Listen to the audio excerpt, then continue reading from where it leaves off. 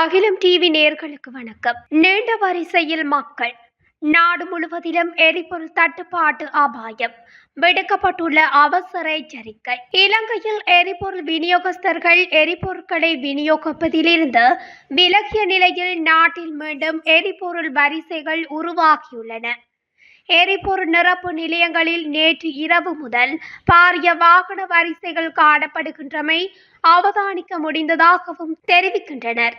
இந்நிலையில் இலங்கை பெட்ரோலிய கூட்டுத்தாபனம் இதுவரை பெற்று வந்த 3% தள்ளுபடியை ரத்து செய்ய எடுத்த முடிவை திரும்ப பெறாவிட்டால் நாடு முழுவதிலும் எரிபொருள் பற்றாக்குறை ஏற்படக்கூடும் என பெட்ரோலிய விநியோகஸ்தர்கள் சங்கம் தெரிவித்துள்ளது.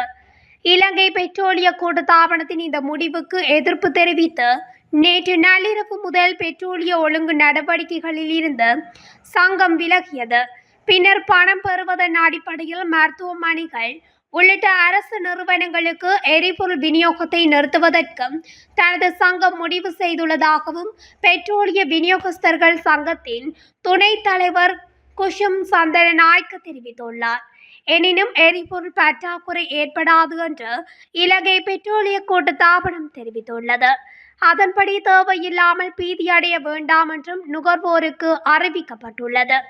இதேவேளை நாடு முழுவதிலும் எரிபொருளை பெற்றுக் கொள்வதற்காக நீண்ட வரிசையில் பெட்ரோல் நிரப்பு நிலையங்கள் மக்கள் காத்திருந்தமை குறிப்பிடத்தக்கது. இந்நிலையில் நாட்டில் எரிபொருள் இருப்புகளில் தட்டுப்பாடு இல்லை என்று தொழிலாளர் அமைச்சரும் பொருளாதார அபிவிருத்தி பிரதி அமைச்சருமான பேராசிரியர் அனில் ஜேந்த தெரிவித்தார்.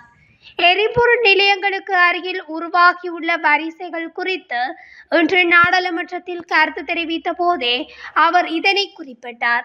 தற்போது நாட்டில் எரிபொருள் நெருக்கடி இருப்பதாக காட்ட சில ஒழுங்கமைக்கப்பட்ட குழுக்கள் ஒரு செயற்கை எரிபொருள் நெருக்கடியை உருவாக்க முயற்சிப்பதாகவும் அனில் ஜேந்த குறிப்பிட்டுள்ளார்.